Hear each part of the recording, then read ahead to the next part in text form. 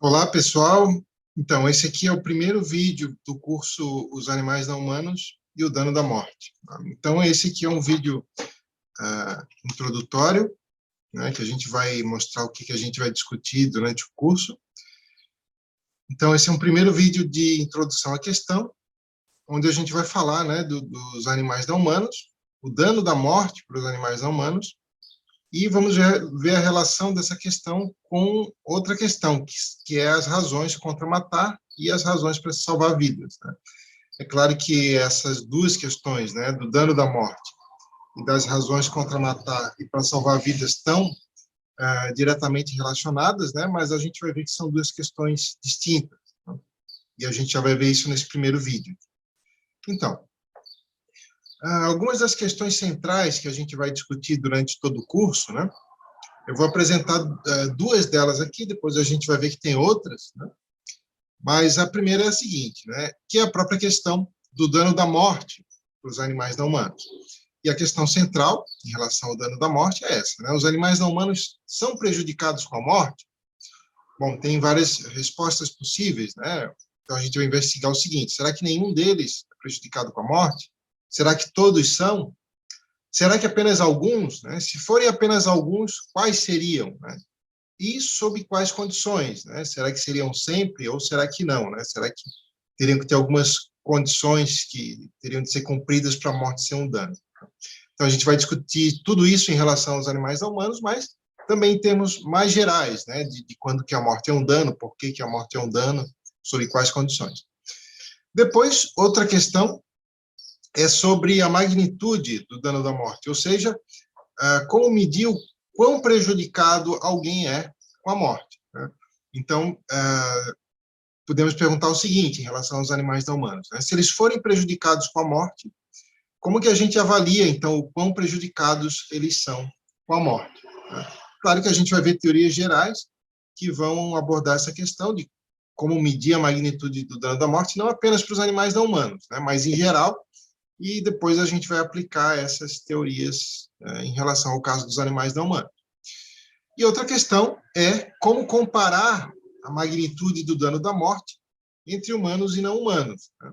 Ou seja, a gente vai investigar, caso os animais não humanos sejam prejudicados com a morte, se eles seriam tão prejudicados com a morte como são os humanos, se eles seriam menos prejudicados com a morte, se eles seriam mais prejudicados com a morte, ou se nada disso poderia ser estabelecido com base na espécie, teria que ser estabelecido com base em outra coisa ou outras coisas, e que coisas seriam essas. Então, são essas duas questões. Essas duas questões estão relacionadas ao quão prejudicial, ou se é ou não é prejudicial, a morte para um indivíduo. Bom, por que essa questão é importante se discutir, né? Bom, porque tem muitas pessoas que defendem essas posições, né? Então, por exemplo, existem pessoas que defendem que não há nada de errado em matar os animais não humanos, ou defendem que não existem razões para se tentar salvar a vida dos animais não humanos. Então, essas são posições em relação à existência de razões contra matar e para salvar vidas, ok? E existem posições que são distintas, que elas não dizem respeito às razões, à existência ou não existência de razões contra matar ou para salvar vidas, mas são posições que concordam com a existência de razões contra matar e para salvar vidas, mas são afirmações que dizem respeito à força dessas razões. Então, por exemplo, tem várias pessoas que afirmam que é sempre mais errado matar humanos do que matar animais não humanos. Ou afirmam que existem sempre razões mais fortes para tentar salvar as vidas de humanos em comparação às vidas de animais não humanos. Então, vejam que esse segundo tipo de afirmação não nega que existam razões contra matar e para salvar as vidas de animais não humanos. Só afirma que as razões contra matar e para salvar vidas de humanos são mais fortes. Então, veja que no momento não estamos avaliando se essas afirmações são plausíveis ou não. É só para a gente entender que elas pertencem a questões diferentes, né? Uma diz respeito à existência ou não existência de razões contra matar e para salvar vidas, e outra diz respeito à força dessas razões. Tá? As pessoas dão diferentes motivos para tentar defender aquelas afirmações, né? Essas aqui, seja a das existências de razões contra matar e para salvar vidas, seja aquelas referente à força dessas razões. Então, algumas pessoas dizem o seguinte, que não há nada de errado em matar os animais não humanos, ou que não há razões para tentar salvar as vidas de animais não humanos, porque, aí vem o motivo, né, que é dado para tentar justificar, alegando que é porque os animais não humanos não são prejudicados com a morte. Tá? Mas existe um segundo tipo de motivo, né, que é mais comum do que o primeiro. Né? Nesse segundo caso, as pessoas reconhecem que os animais não humanos são prejudicados com a morte, mas dizem o seguinte, não há nada de errado em matar os animais não humanos, não há razões para tentar salvar as vidas de animais não humanos, porque, embora os animais não humanos sejam prejudicados com a morte, o seu bem não importa. Então, veja que são duas tentativas de justificativa que são distintas. Né? Na primeira, alguém poderia até reconhecer que os animais não humanos importam, pode até reconhecer que importam tanto quanto os humanos, mas defende que eles não seriam prejudicados de maneira alguma com a morte, então, por isso, não existiriam razões para contra-matá-los e para salvar as vidas deles. Um segundo tipo de justificativa é diferente, porque a pessoa poderia reconhecer que os animais não humanos são prejudicados com a morte, poderia até mesmo reconhecer que os animais não humanos são prejudicados com a morte tanto quanto são os humanos, mas defende que não existem razões contra matar os animais e para salvar as vidas deles, alegando que o bem deles não importa. Tá? Então, são dois tipos de justificativa que a gente vai discutir ao longo do curso se são plausíveis ou não. A mesma coisa acontece em relação àquelas afirmações sobre a força das razões contra matar e para salvar vidas. Então, vamos considerar novamente essas duas afirmações aqui. Ó. A afirmação de que é sempre mais errado matar humanos do que matar animais não humanos, e a afirmação de que existem sempre razões mais fortes para tentar salvar as vidas de humanos.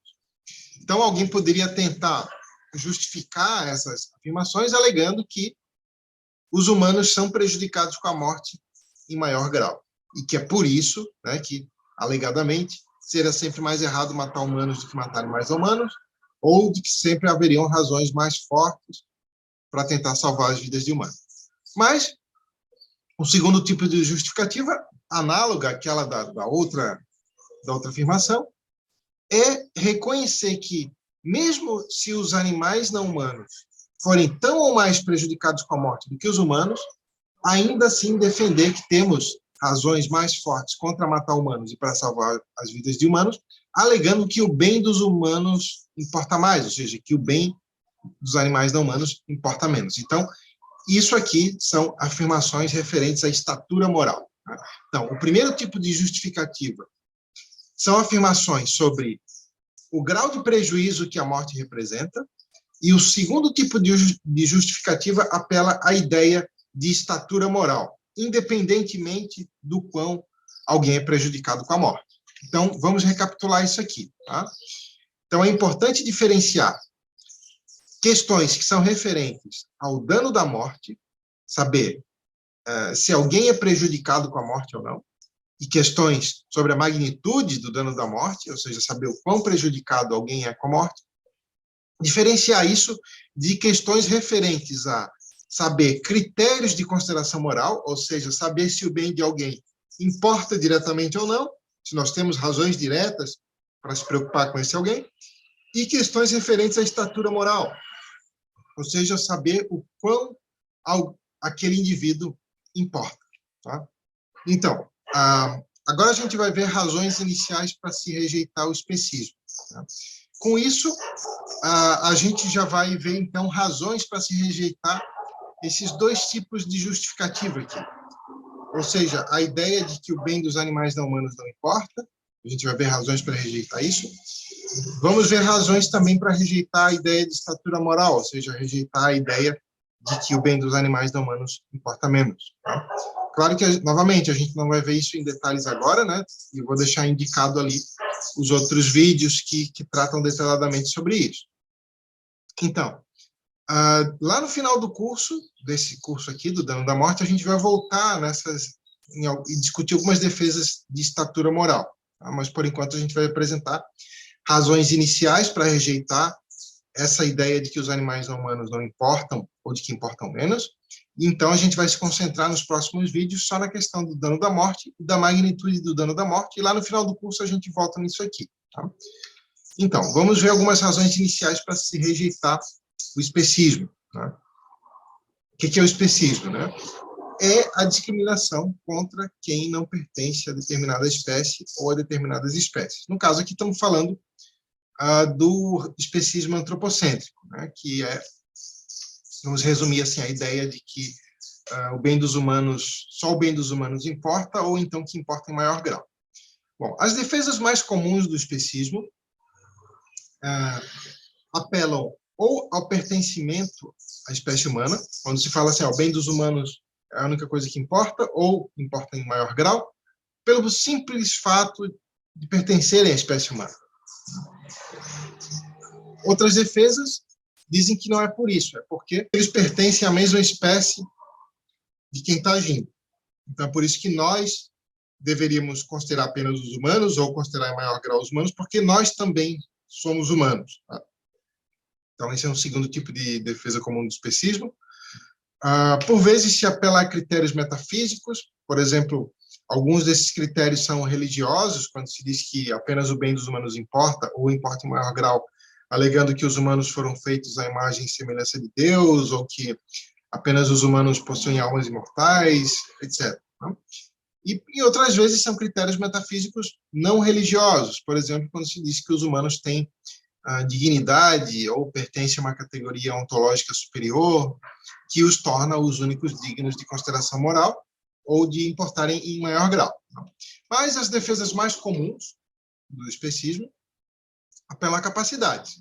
Dizem o seguinte: o bem dos humanos é a única coisa que importa, ou os humanos importam mais, porque possuem uma série de capacidades que, teoricamente, alegadamente, estariam ausentes nos animais não humanos. Dentre essas capacidades, né, as mais comuns são a posse da razão, né, capacidades cognitivas complexas em geral, entre as quais a capacidade para agência moral, né, capacidade de distinguir o certo e errado, senso de justiça, capacidade de realizar contratos, né, prometer não nos agredir em troca de prometermos o mesmo, uma capacidade para linguagem, cultura, uma série de capacidades. Tá? Reivindicar os seus direitos, respeitar os direitos de outros, entender o que são direitos, etc. Tá? Então, segundo essa defesa do especismo, como os animais não humanos alegadamente não serão capazes de nada disso, então é por isso que apenas o bem dos humanos importa, ou importa em maior grau. E por último, por vezes se apela a relações, quando se diz que apenas o bem dos humanos importa, ou importa em maior grau, porque nós temos certas relações especiais com os humanos que nós não teríamos, teoricamente, alegadamente, com os animais não humanos. Dentre essas relações, comum, né, serem citadas as relações de solidariedade mútua, relações realmente de proximidade, de simpatia, né, relações de proximidade emocional, de empatia, de simpatia, relações, às vezes, por vezes, políticas, né, como, por exemplo, pertencer a uma mesma sociedade, contribuir para uma sociedade, por exemplo, ou mesmo, por vezes, se apela a relações de poder, quando, por exemplo, se diz que o que justifica não se importar com os animais humanos, causar mal a eles, e isso, teoricamente, segundo essa concepção, estaria tudo certo, simplesmente porque os humanos têm poder para isso, são mais fortes. Então, são defesas do especismo que apelam a relações. Né? Então, recapitulando, né? Temos aqui defesas do especismo que apelam ao próprio pertencimento à espécie humana. Né? Quando alguém perguntar, né? Por que você acha que apenas os humanos importam, ou que importam em maior grau? Né? A pessoa pode dizer, é simplesmente porque eles são humanos. Ou ela pode dizer, é porque eles pertencem à mesma espécie que nós. Ou ela pode dizer, porque foram feitos à imagem e semelhança de Deus, ou têm uma alma imortal, possuem dignidade, etc. Ou ela pode dizer, porque eles são capazes de uma série de coisas que os animais não humanos não são capazes. Sei lá, capacidades cognitivas completas. Ou então ela pode dizer que é porque nós temos certas relações com humanos que nós não temos com os animais não humanos. Ok. Agora vamos ver problemas com essas defesas do especismo. Então, tem aqui alguns dos principais argumentos para se rejeitar o especismo. Tem mais argumentos do que esses, né, mas coloquei só alguns para a gente ter uma ideia inicial. Bom, um primeiro problema com aquelas defesas do especismo é que várias delas cometem a falácia de petição de princípio, né? Elas são circulares. Por quê? Vamos pegar como exemplo essa primeira aqui. Ó. Bom, se alguém diz, se eu perguntar por que só os humanos importam, ou por que os humanos importam mais, a pessoa, se ela responder é porque eles são humanos, né? Então ela está assumindo aquilo que ela precisa provar, né? Porque o que está sendo perguntado é isso, o que haveria nos humanos que os tornaria os únicos dignos de consideração moral ou dignos de consideração moral em maior grau. A mesma coisa acontece nessa segunda resposta aqui, né? Quando alguém diz, porque eles pertencem à mesma espécie que a gente. Mas, bom, é exatamente isso que está em jogo, né? É exatamente isso que está em questão. Por que a espécie a qual alguém pertence seria moralmente relevante, seja para estabelecer quem importa, seja para estabelecer o grau de importância, de consideração moral que alguém deveria receber, né? Então, é exatamente isso que está em questão. Por que o critério da espécie não seria tão injusto quanto, tão arbitrário quanto o critério da raça e do gênero, por exemplo? E você simplesmente dizer, porque eles pertencem à mesma espécie que a gente, está assumindo o critério, né? Não está assumindo aquilo que deveria provar, então são argumentos circulares. A mesma coisa, não é exatamente a mesma coisa, mas tem um problema similar a esses critérios que apela a características metafísicas, ou a capacidades, ou a relações, porque é simplesmente assumido que essas características importam para saber quem deveria receber consideração moral ou para determinar o grau de consideração moral que alguém deveria receber.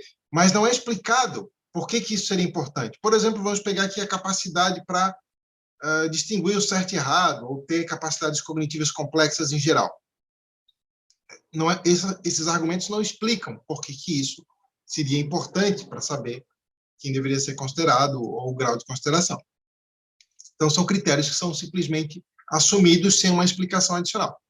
Bom, outro problema é o seguinte. Um problema central com essas defesas que apelam a critérios metafísicos é que é impossível verificar se alguém cumpre esses critérios ou não, né? Então, por exemplo, eu posso verificar se alguém tem alguma capacidade ou se alguém tem alguma relação, mas é impossível de verificar se é verdade que, sei lá, alguém possui uma alma imortal, ou alguém foi feito em imagem e semelhança de Deus, ou que alguém possui um status ontológico superior, ou que alguém possui dignidade. E isso são coisas que são impossíveis de verificar se alguém cumpre o critério ou não. Isso é um problema, né, para essas defesas. Mas o argumento da sobreposição das espécies, ele aponta um problema com qualquer argumento que apele a capacidades ou a relações. E o problema é o seguinte: tem muitos humanos que não têm aquelas capacidades ou aquelas relações, né? Vamos pegar, por exemplo, capacidades cognitivas complexas, né, como exemplo. Bebês, crianças até certa idade, vítimas de certas doenças que afetam a constituição mental, ou vítimas de certos acidentes, né, que afetam a constituição mental, não têm capacidade de reivindicar os seus direitos, de entender o que são direitos, de distinguir certo e errado, de ter uma compreensão de questões de justiça e etc. Mas parece que, se a falta dessas capacidades, ou dessas relações também, né, que a falta daquelas capacidades, por vezes, impedem deles ter certas relações, por exemplo, de ter relações de poder, né, como eles estão incapacitados mentalmente, não conseguem ameaçar ninguém, não fazem parte, não contribuem como trabalho para uma sociedade, etc. Mas parece que a falta daquelas capacidades ou daquelas relações nesses humanos não torna justificado desconsiderar o bem deles e fazer a eles o que bem se entender, causar sofrimento, morte, etc. Né? Parece que também não justifica tratar eles pior do que outros indivíduos. Né? Então, se a falta daquelas capacidades ou daquelas relações nesses humanos não justifica tratar eles pior, muito menos desconsiderar eles totalmente. Então, parece que a falta daquelas capacidades ou daquelas relações nos animais não humanos não pode justificar tratar eles pior, muito menos justificar prejudicá-los, né, desconsiderá-los totalmente, como é feito, né, atualmente, na realidade, isso foi. E parece que, na verdade, é o contrário, né? Parece que a falta daquelas capacidades e daquelas relações nesses humanos normalmente é visto como dando razões para a gente se preocupar a mais com o bem desses seres, porque isso torna eles mais vulneráveis, né? Então, parece que a falta daquelas capacidades, daquelas relações nos animais não humanos, na verdade, seriam razões para a gente se preocupar mais com eles, e não se preocupar menos ou desconsiderar totalmente. Bom, tem um terceiro argumento, que esse argumento é bem importante, e é importante entender ele bem para entender toda a questão, né, que é o argumento da relevância. O argumento da relevância diz o seguinte, que o que é relevante para saber quem deveria ser considerado não é saber quem tem essas capacidades ou essas relações, ou se alguém cumpre o critério metafísico, ou a espécie que alguém pertence, né, se é humana, se é a mesma do agente. Nada disso é relevante. O que é relevante é saber quem é passível de ser prejudicado ou beneficiado, porque é sobre isso que é a questão da consideração moral. Dar consideração moral a alguém é agir de modo a evitar prejudicar esse alguém e agir de modo a beneficiar esse alguém. Então, se é isso que é, se a consideração moral é sobre isso, então parece que o único critério adequado para saber quem deveria receber consideração moral é saber quem é passível de ser prejudicado ou beneficiado, né? Então, é por isso que os proponentes do argumento da relevância apontam que a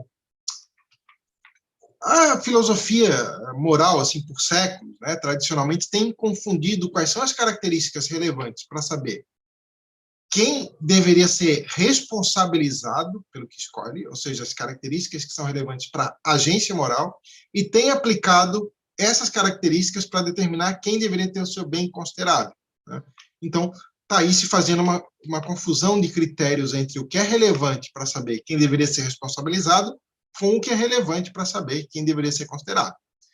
Por exemplo, para saber quem deveria ser responsabilizado, é importante saber quem compreende noções de certo e errado e noções de justiça, por exemplo. Mas para saber quem deveria ser considerado, o que é relevante é saber quem é passível de ser prejudicado ou beneficiado. Não necessariamente as duas coisas coincidem, né? Por exemplo, os animais não humanos, os bebês, as crianças pequenas e os portadores de deficiências mentais são passíveis de ser prejudicados ou beneficiados.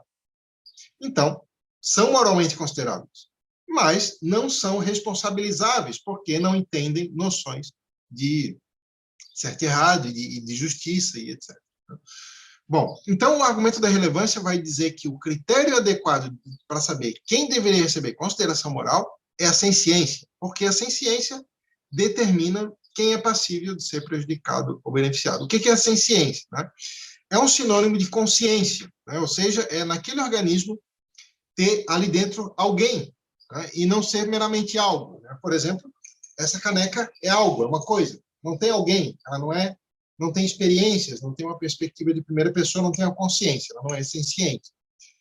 Mesma coisa com um tomate, a mesma coisa com uma planta, a mesma coisa com um fungo, tá? São organismos que estão vivos, tá? Mas não têm consciência.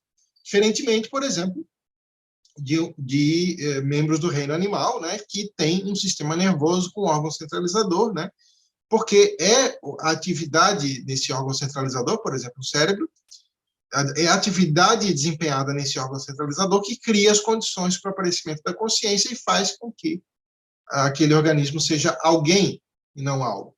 E como as experiências, né, os estados mentais, ou seja, a consciência, né, como as experiências possuem valência, ou seja, as experiências podem ser positivas ou negativas, isso é uma condição necessária e suficiente para alguém ser prejudicado ou beneficiado, né? Ou seja, quando que alguém é prejudicado? Quando experimenta, tem experiências negativas ou quando é impedido de ter experiências positivas. E quando que alguém é beneficiado? Quando experimenta estados positivos ou quando é impedido de experimentar estados negativos. Então, é por isso que a senciência é importante para questões de consideração moral, porque ela determina quem é passível de ser prejudicado ou beneficiado, por conta das experiências terem valência, né, poderem ser positivas ou negativas, e, antes de tudo, também porque determina quem é alguém e quem é meramente algo, né? Distingue os objetos, as coisas, dos indivíduos. Tá? Existe também o princípio da igual consideração. O princípio da igual consideração diz o seguinte: bom, se o que torna alguém moralmente considerável é esse alguém ser passível de ser prejudicado ou beneficiado, então a força das razões para se considerar alguém tem de depender da magnitude dos benefícios e prejuízos em jogo e não de quem que vai receber esse benefício e esse prejuízo, por exemplo, e não de outras características como a raça, o gênero e a espécie de quem vai receber esse benefício e esse prejuízo. Né? Então, se aplicarmos o princípio da igual consideração, a gente vai dizer o seguinte, que prejuízos e benefícios de magnitude similar em indivíduos, por exemplo, de raças distintas, têm que receber o mesmo peso. Fazer o contrário seria algo arbitrário, seria algo tendencioso e, por isso, injusto. Mas a mesma coisa acontece em relação à discriminação com base em gênero e com a discriminação com base em espécie. Ou seja, vamos dar um exemplo com sofrimento. Sofrimentos de intensidade similar em humanos da raça X ou da raça Y, em humanos do gênero X ou do gênero Y, em animais da espécie X ou da espécie Y, se são sofrimentos de magnitude similar, tem de receber o mesmo peso. Fazer o contrário, né, não fazer isso, seria tendencioso. Né? Então, seria injusto, porque seria uma discriminação. O bem-estar de alguém estaria recebendo um peso menor com base em características irrelevantes. Então, é por isso que o princípio da igual consideração aponta que é injusto não apenas desconsiderar totalmente o bem dos animais não humanos, mas é injusto também dar um peso menor ao bem dos animais não humanos. Né? Ou seja, o que o princípio da igual consideração diz é o seguinte: prejuízos e benefícios de magnitude similar têm que receber o mesmo peso. Fazer o contrário é injusto. E benefícios e prejuízos de magnitude maior têm peso maior do que prejuízos e benefícios de magnitude menor. Então, por exemplo, segundo o princípio da igual consideração, se eu tenho que escolher entre ou causar uma dor leve em um humano ou causar uma dor grave em um animal não humano, então eu devo escolher causar dor leve no humano. Por quê? Porque ele é humano? Não, porque a dor é mais leve. Se os papéis fossem invertidos, se a dor mais leve fosse no animal não humano, aí eu deveria escolher causar a dor no animal não humano. Ou seja, segundo o princípio da igual consideração, para saber a força das razões para a gente agir dessa ou daquela maneira, para se considerar o bem desse ou daquele indivíduo, o que importa não é a raça, o gênero, ou a espécie, ou a idade, ou as capacidades cognitivas de alguém. Importa é o quão esse alguém seria prejudicado ou beneficiado se a gente agisse dessa ou daquela maneira. Tá? Então, essas são as razões principais para se rejeitar o especismo, né? E, então, a gente já tem razões para rejeitar aquela ideia de que o bem dos animais não humanos não importa, ou que importa menos. Lá no final do curso, a gente vai voltar nessas questões e discutir algumas tentativas de defender estatura moral, etc. Mas, então, por enquanto, é só importante lembrar que nesse curso a gente vai se centrar em 3 questões distintas. Ou a gente vai estar discutindo questões referentes ao dano da morte, saber se a morte é ou não um dano, e se sim, sob quais condições, né, o que torna a morte um dano, ou estaremos discutindo a magnitude do dano da morte, ou seja, como saber o quão prejudicado alguém é com a morte, que critérios adotar, ou então a gente vai estar discutindo questões referentes à estatura moral, ou seja, questões referentes a saber se é possível, se há justificativa ou não para se estabelecer hierarquias na estatura moral e dizer que esse indivíduo importa mais do que aquele, independentemente do quão prejudicado alguém seja ou não. Tá? E, é claro, vamos estar falando isso tudo em conexão com a questão do dano da morte para os animais não humanos. Tá? Isso tudo tem implicações práticas. Né? Por exemplo, por que essas questões são importantes? Não é meramente uma curiosidade teórica. Né? elas são importantes porque, quanto ao uso, né, de animais, seja para consumo ou em outras áreas, se os animais não humanos não forem prejudicados com a morte, ainda existem razões contra o consumo de animais ou contra usar os animais em outras áreas que são derivadas do sofrimento que os animais têm. Tá? Mas se os animais não humanos forem prejudicados com a morte, então existem razões adicionais, né, contra o uso de animais, seja para consumo ou em outras áreas. Também quanto à situação dos animais selvagens, né, a maioria das pessoas não sabem, mas a morte da imensa maioria, da vasta, gigantesca maioria dos animais que nascem na natureza é extremamente prematura, independentemente de ação humana. Já é assim por conta dos processos naturais. Tá? Tem outros vídeos aqui explicando isso, depois eu posso deixar na descrição. Né?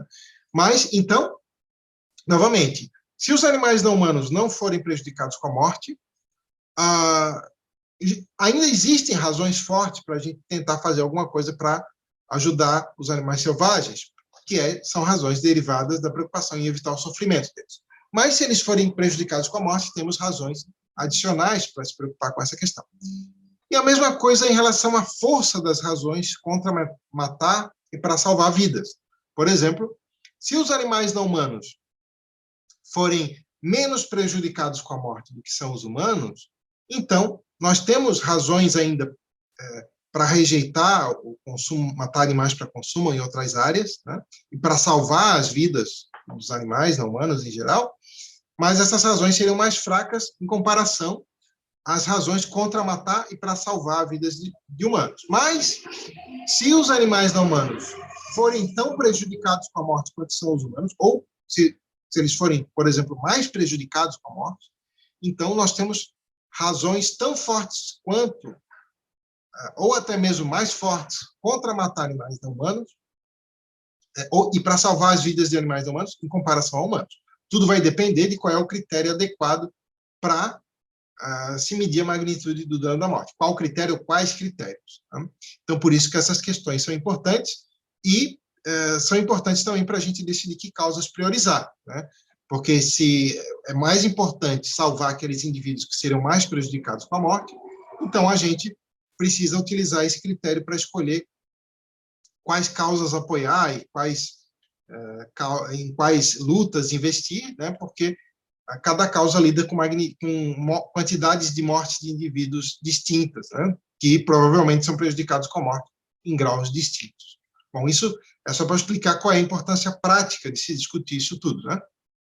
Uma coisa importante, tá? Só um aviso final. Isso aqui é um curso de filosofia, né? Ou seja, como é um curso de filosofia, a gente vai estar o tempo todo discutindo e avaliando argumentos. Tá? A gente vai apresentar razões que vão ser contrárias, favoráveis a cada uma das posições que a gente vai discutir aqui. Cada uma das posições a gente vai apontar tanto os problemas com essas concepções, quanto as razões para aceitar essas concepções, etc.